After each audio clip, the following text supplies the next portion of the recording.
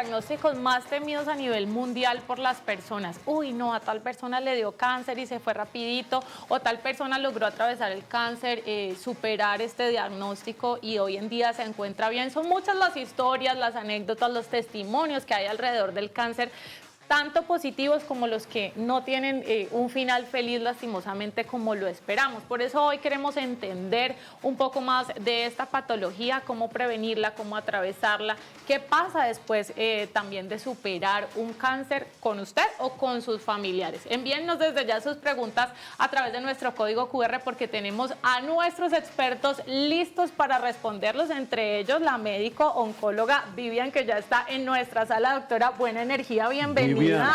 Buena energía, Vivian, además mastóloga, ¿no? Sí, muchas gracias por la invitación y para hablar de este tema tan importante para todos, claro, para nuestras sí. mujeres. Qué interesante tener a la doctora Vivian aquí porque uno de los cánceres más predominantes a nivel mundial es precisamente el cáncer de mama. Hablemos primero del cáncer en general, doctora. ¿Por qué a una persona le da cáncer? Se habla de que todos tenemos células cancerígenas y todo este tema, pero realmente, ¿por qué se desarrolla un cáncer en una persona? Qué interesante esa pregunta, porque es que el cáncer de mama, que es una proliferación anormal de las células, entonces, ¿por qué se puede dar? Por muchos factores. Unos son genéticos, que es cuando de pronto hay ausencia de genes que matan estas células, y otros son por toda una cantidad de factores epigenéticos, la parte de la alimentación, el estrés, de pronto estar expuestos a algunas sustancias que pueden causar esta alteración en las células, entonces por eso se produce esta patología. Afortunadamente, pues depende del cáncer, hay muchos tratamientos y opciones y es curable.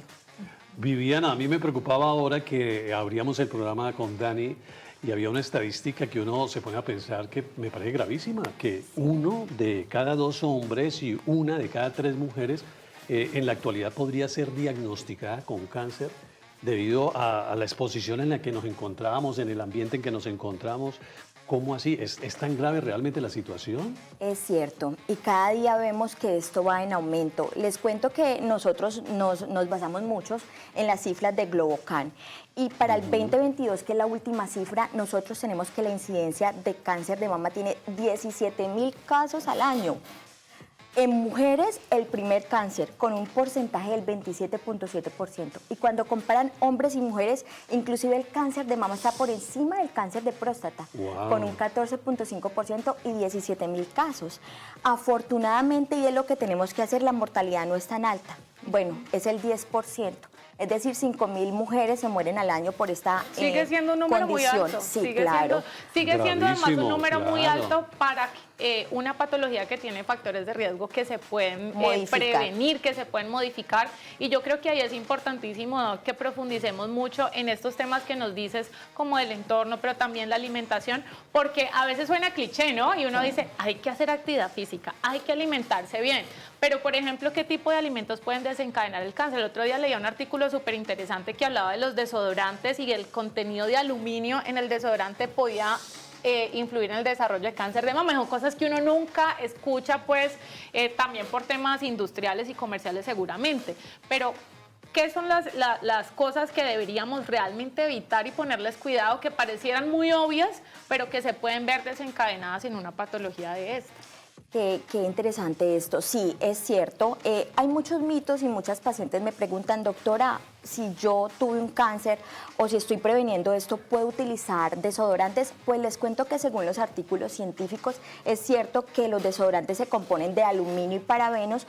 Todavía no tenemos estudios que nos digan que hay una asociación relacionada con el cáncer en esta parte. Pero ¿qué factores sí? Como tú lo decías, la parte del azúcar, la alimentación rica en grasas, toda esta cosa y esta parte hormonal que aumenta esta exposición y estos cambios celulares está directamente asociada. La obesidad, el tabaquismo, el alcohol, el tener mucha densidad en la glándula mamaria, que hace que a veces no se puedan ver algunas patologías en esta. Y los que no son modificables, las pacientes que por genética tienen una mutación, las más frecuentes que conocemos, mutación BRCA1 y 2.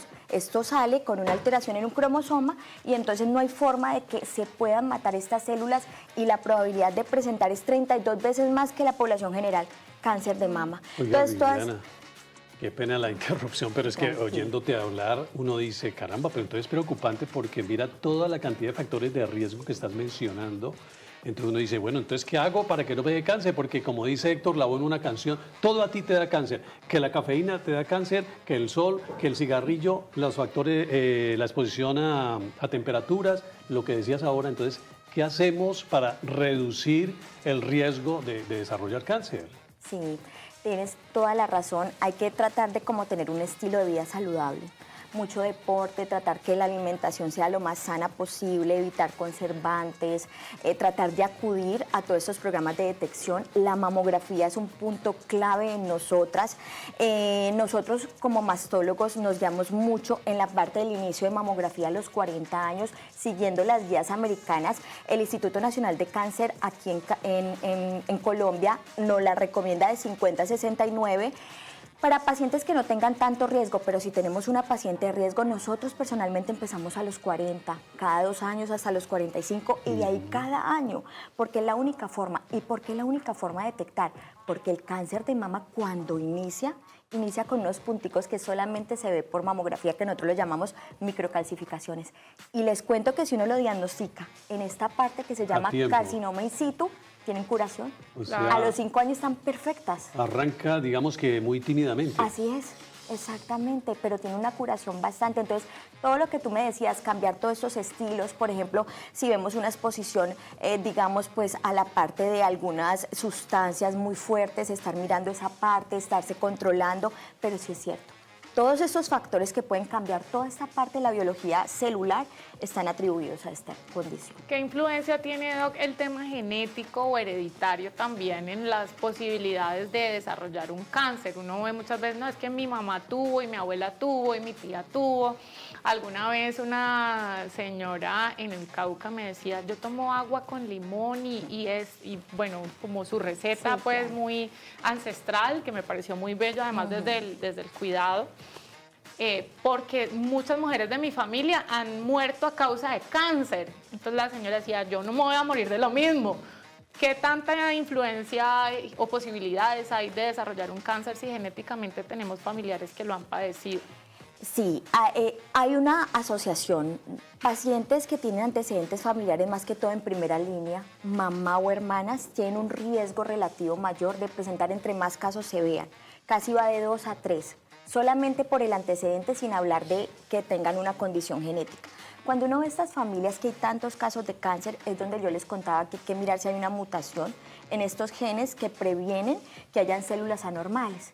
Entonces, siempre se solicitan pruebas genéticas en estas condiciones donde la mamá, lo que tú decías, Daniela, la abuela, todas estas personas lo han padecido. Pero si digamos que no hay ninguna prueba genética positiva, entonces el antecedente, el tener este antecedente, también es un riesgo y hay que empezar la tamización. Recomendamos 10 años antes del caso índice. Por ejemplo, la mamá le dio a los 50, la paciente empezar o la persona a los 40 años, porque claro que sí hay una relación directa. Pero uno podría, Doc, por ejemplo, esto me parece interesante, pero cada vez vemos más en los diferentes temas, no sé si del cáncer ya tú nos lo confirmarás, pero por ejemplo, cada vez que vienen los especialistas hablamos de diferentes patologías, nos dicen, ¿cuál es la edad predominante de esto? Y cada vez es más acá, ¿no? Cada vez es más jóvenes, entonces hablábamos del Parkinson y entonces no, ya pueden haber jóvenes con Parkinson, hablamos de diferentes condiciones, trastornos neurodegenerativos, y dicen, no, cada vez más acá. Hay forma también de, digamos, si yo tengo 30 años, decir, no, quiero hacerme estos exámenes porque puede ser que pueda desarrollarlo antes de tiempo o no hay posibilidad. Mira que eso es bastante interesante lo que ustedes me dicen porque cada vez nosotros en nuestra práctica también cada vez vemos mujeres más jóvenes. Por ejemplo, una de las pacientes más jóvenes que yo he tenido con un diagnóstico de cáncer es una paciente a los 21 años, después de un embarazo que me parece y sin prueba genética positiva.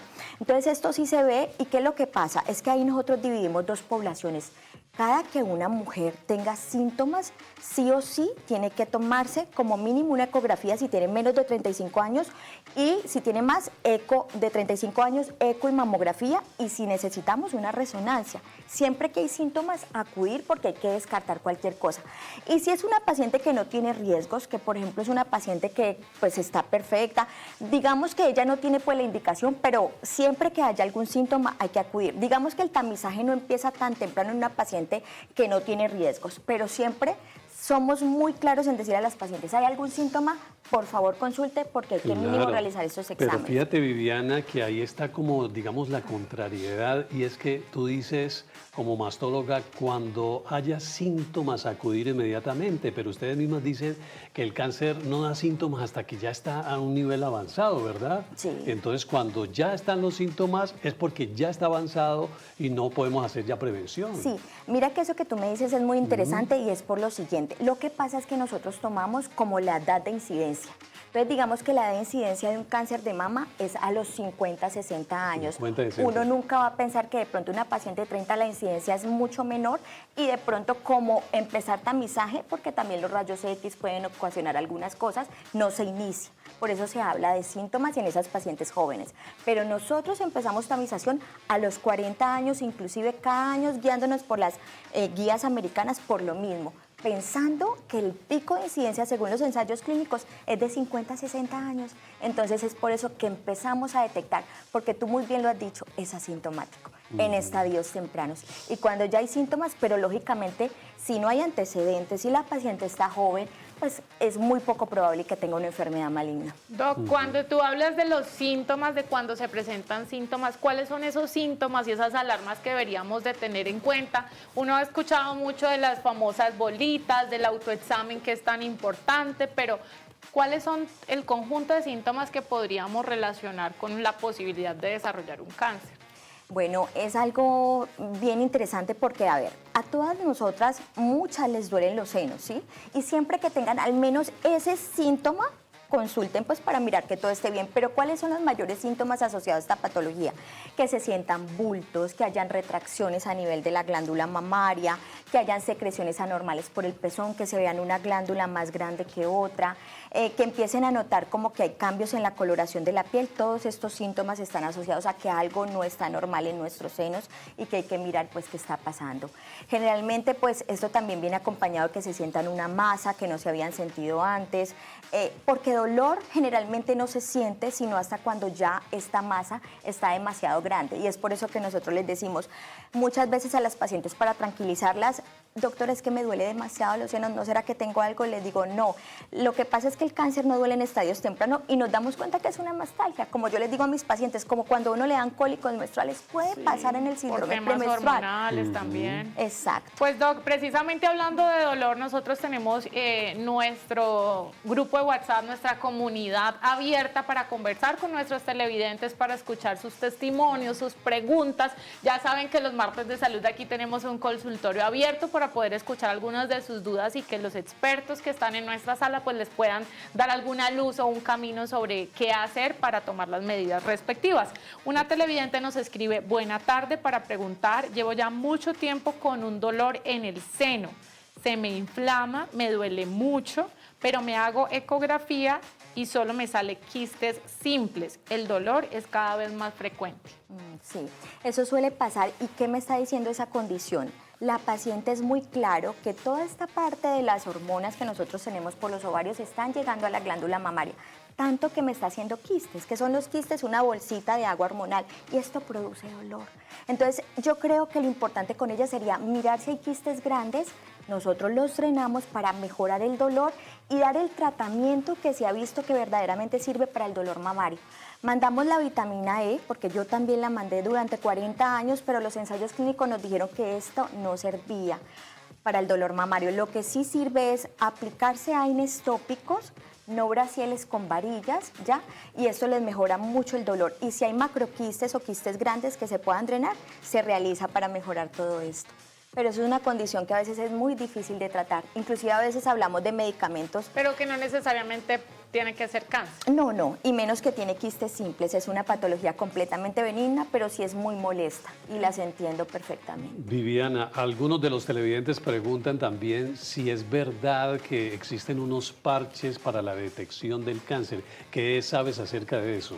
La verdad, hasta ahora científicamente no tenemos, ni siquiera pues habían hablado también de unos brasieles que podían captar, eso está como en investigaciones, pero hasta ahorita la luz de la evidencia. No, solamente la mamografía no está comprobada. Que dé resultado. Científicamente no está científicamente comprobado, como dicen exacto. los expertos.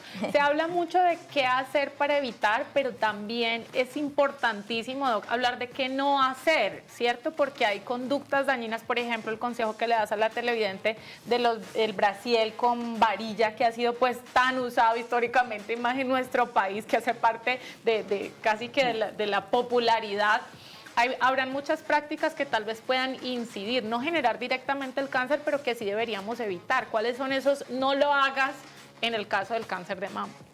Bueno, generalmente una dieta de pronto muy rica en grasas, de pronto tener una vida sedentaria, de pronto no hacerse sus controles, no empezar con su mamografía.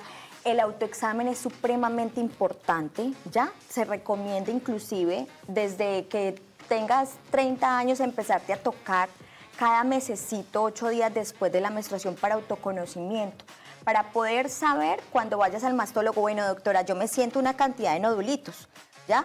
¿Esto es normal? Sí, esto es normal. Esa es tu glándula mamaria porque la glándula mamaria es llena de nodulitos. Entonces, cuando se palpe la normalidad, consultar. Entonces, el no hacer de pronto este autoexamen, el no hacer su mamografía, el tener una dieta rica en grasas, en azúcar, el no hacer deporte, todas estas cosas, porque el brasiel con varilla es más que todo para el dolor mamario, pero también había un mito, que si el brasiel con varilla producía cáncer.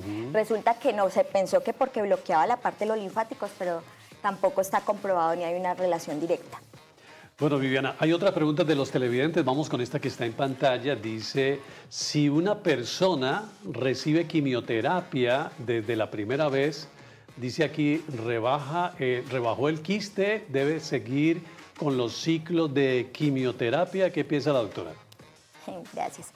La quimioterapia, a mí me encanta siempre decir esto, en cáncer de mama tiene unos resultados espectaculares y más que todo con un determinado subtipo de cáncer de mama que se llama HER2 positivo luminal y triple negativo.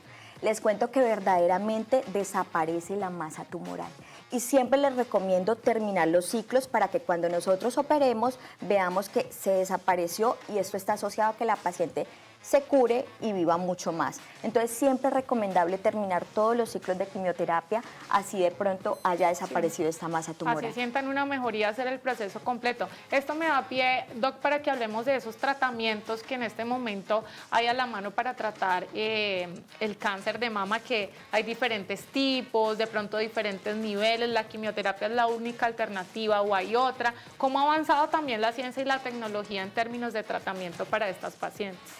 Bastante. Desafortunadamente, por ser el primer cáncer en el mundo en Colombia, tenemos una cantidad de ensayos clínicos y créanme que cada día vemos más luz. Entonces, por ejemplo, antes el cáncer de mama triple negativo para nosotros era algo sombrío, pero ahorita tenemos terapias e inmunoterapias que, mejor dicho, han aumentado la supervivencia global de estas pacientes como el pembrolizumab, o sea, es una berraquera. Otras es el HER2 positivo. Tenemos trastuzumab, pertuzumab, ahorita hay una terapia que se llama deruxtecan, que mejor dicho ha tenido unas respuestas increíbles en estas pacientes, inclusive metastásicas, con tasas de supervivencia y eso pues a nosotros nos llena de alegría. Cada día vamos avanzando más, hemos visto que la quimioterapia antes de la cirugía hace que estos tumores se desaparezcan, luego las operamos, hacemos cirugías conservadoras, la parte quirúrgica ha cambiado, porque somos mujeres, ¿no? Entonces el seno esa parte de perder un seno, que era también una frustración psicológica, estética súper fuerte. Tú lo has dicho. Las pacientes, inclusive esto está asociado a muchas cosas. Yo he tenido pacientes que me dicen, doctora, se me acabó mi familia y es duro para nosotros. Entonces mira que ahora ya, por ejemplo, hacemos cirugías conservadoras donde tratamos de dejar su seno bien lindo, quitando el tumor, o si nos toca hacer una mastectomía ya no es como antes que queda. Bueno, en algunos casos nos toca porque está muy avanzado, pero ¿sabes qué tratamos de hacer? Mastectomías ahorradoras de piel y pezón. Las pacientes salen con su cenito y se ve es supremamente bien. Qué bueno. buena y ellas se noticia sienten estas, bien. Es un avance muy significativo en este campo, ¿no? Esperanzadoras, Mauro, porque claro. también a Sí, muchas Mauricio. personas que tal vez infortunadamente ya hayan sido diagnosticadas, pues es lo que decíamos al inicio del programa, escucha uno cáncer y de una se aterroriza porque lo han pues mostrado también como algo muy difícil de superar o muy traumático, y realmente pues todo el sector médico y científico sigue trabajando muy fuerte para que los efectos no sean tan fuertes y logremos pues superar en caso de ser diagnosticados con este tipo de cáncer. Tenemos una pregunta de una televidente, Doc, y nos dice: doctora, y cuando uno ya no menstrua, ¿en qué momento se hace el examen? Sí, me gusta mucho esa pregunta porque en ese momento que ya no sabemos, porque ¿qué pasa con la menstruación? Hace que haya más sensibilidad en la glándula mamaria. Entonces, cuando ya no tenemos esta parte, tomamos un día. Ese día lo vamos a dejar para el autoexamen. Entonces digo, los 10 de cada mes me voy a hacer el autoexamen. Y ya queda como algo que se realiza y se vuelve como una costumbre estipulado para poder detectarse. ¿Por qué? Porque cuando tenemos de pronto toda esa parte del ciclo menstrual nos duelen más los senitos y se nos aumenta pues esta glándula mamaria, entonces sentimos más cosas que posiblemente sea algo normal. Claro, claro. Viviana, esta pregunta no me quedo sin Mauricio. hacértela y es, conozco una persona muy cercana que mantiene un genio volado y eso es alegando y gritando a todo el mundo. Entonces vi como una persona cercana a ella le decía, por favor, contrólate que te va a dar un cáncer, que no sé qué. Entonces, ¿qué impacto tiene el estrés crónico en el tema de poder desarrollar un cáncer por ello? Gracias, Mauricio. Sí, mira que esto sí está asociado. Está asociado, Sí, claro. ¿cierto? El estrés baja la respuesta inmunitaria y está asociado con presentar cáncer de mama. De hecho, las pacientes que nosotros tratamos, una de las cosas que les tratamos de cambiar es su estilo de vida en cuanto a la parte del estrés.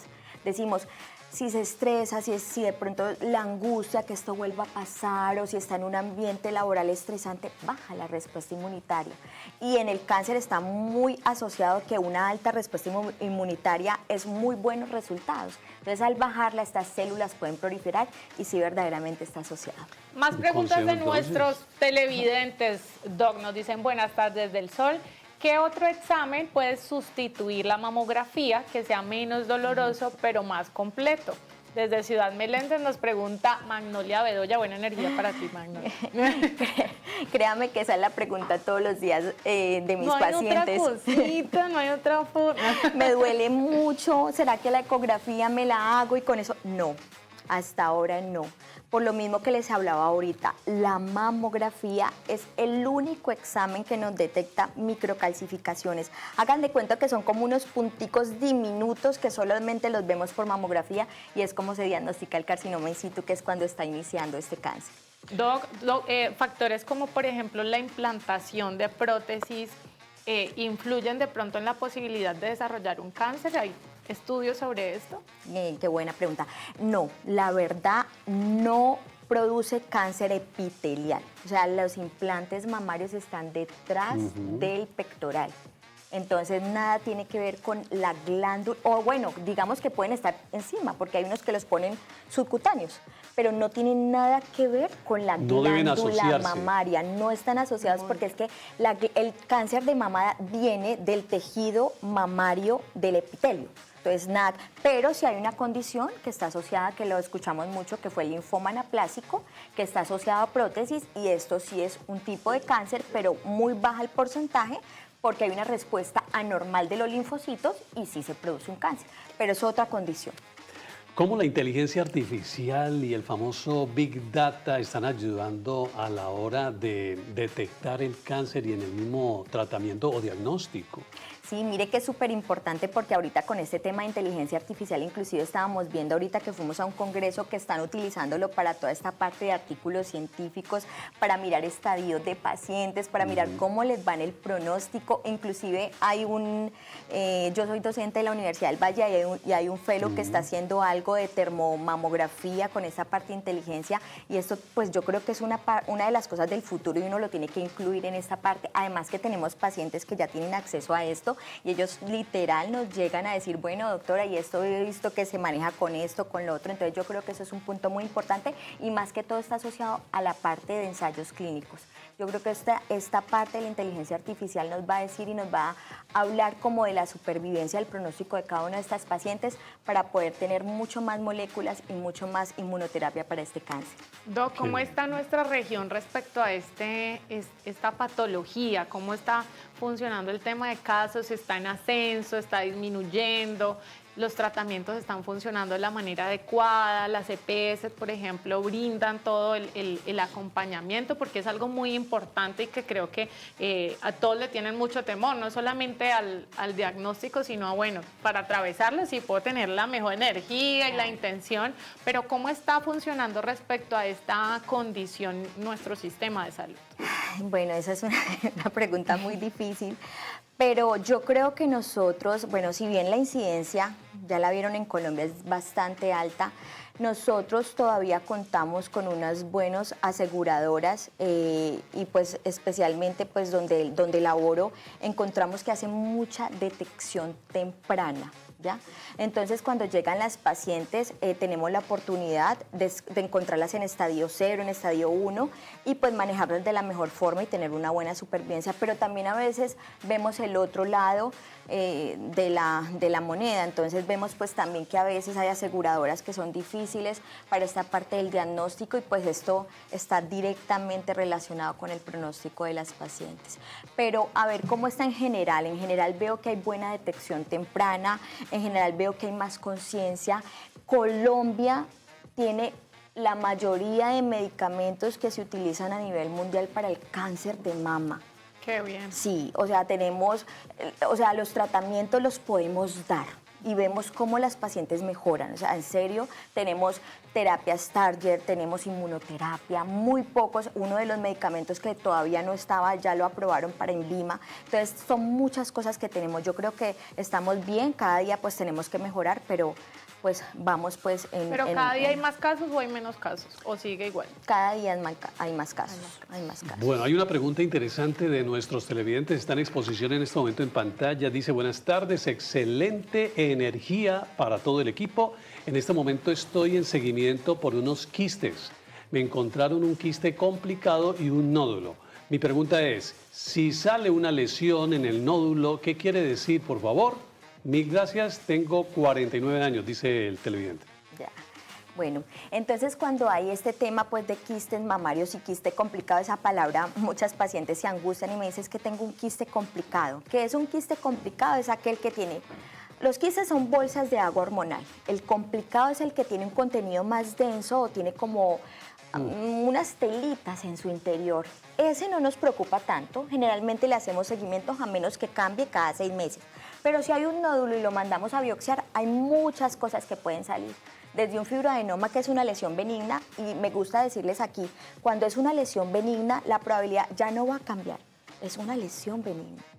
¿Ya? O pueden salir lesiones proliferativas, que sí hay que hacerles manejo quirúrgico, adenosis esclerosante, papilomas, otra cantidad de cosas, o en teoría nos puede salir también algo que no sea tan bueno. Hay que mirar las características del nódulo. Pero si es benigna, no se va a volver maligna. No se va a volver, a menos que sea una lesión... Es el temor de la gente, ¿no? Exacto. Bueno, cuando es un fibroadenoma y siempre va a ser. Cuando vemos que, por ejemplo, es una lesión papilar, siempre vamos a decidir sacarla, porque más adelante sí nos puede dar ese riesgo. Pero generalmente cuando el especialista le diga, esto es una lesión benigna, así se va a quedar, o una célula epitelial o una hiperplasia ductal, así se va a quedar.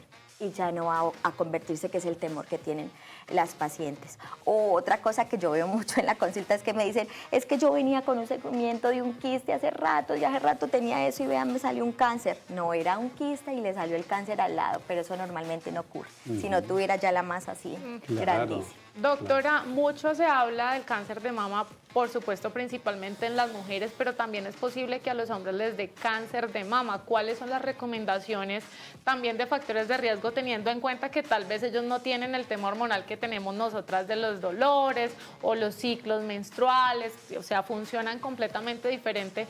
¿Qué precauciones o síntomas podrían presentar los hombres que les haga también llevar a hacerse los procesos para prevenir el desarrollo del cáncer? Sí, les cuento que el tema de cáncer de mama en hombres es bien interesante, pero hay algo que les voy a decir como para la tranquilidad. La incidencia es demasiado baja, es 1 en 1.000.000. Es por eso que no existen programas de tamizaje para ellos. Pero ¿qué tienen que mirar? Mirar si se sienten un bulto. Generalmente no hay ensayos clínicos para el tratamiento, es decir, el tratamiento de las mujeres se homologa en los hombres porque son tan poquitos los casos que no podemos pues, hacer tantos ensayos clínicos, pero generalmente les va bien, pero cuando se lo sienten ya no es temprano porque no hay tamización, a menos que haya un antecedente genético en la familia que nos diga, nuestra familia tiene una mutación, entonces ahí es donde empieza la tamización temprana en el hombre. Pero generalmente es cuando se sientan alguna masa, alguna retracción, inmediatamente consultar porque sí se da. 1 en 1.000.000, pero sí se da. En Colombia es esa incidencia. Bueno, Mari del barrio Ciudad Córdoba nos dice felicitaciones por el programa y hace esta pregunta. Dice, por este importante programa los felicito. Por favor, la doctora es tan amable a hablar del cáncer de piel nivel 3. ¿Qué tan grave es? Pregunta ella. El cáncer de piel. Yo sé que el cáncer de piel tiene buen pronóstico, pues no estoy en esta área. Generalmente el cáncer de piel es una de las incidencias mayores, tanto que Globocan no lo toma, pero generalmente el vasocelular tiene muy buen pronóstico y hemos visto que se hace resección de esta y generalmente las pacientes mejoran. Bueno, doctora Viviana Román, muchísimas gracias por estar con gracias, nosotros. Mauricio. Buena energía. Muchas gracias a ustedes. Y nosotros nos energía, preparamos todo. porque a nivel psicológico, cuando uno le hablan de cáncer, pues es una noticia que a todos los pone en alerta.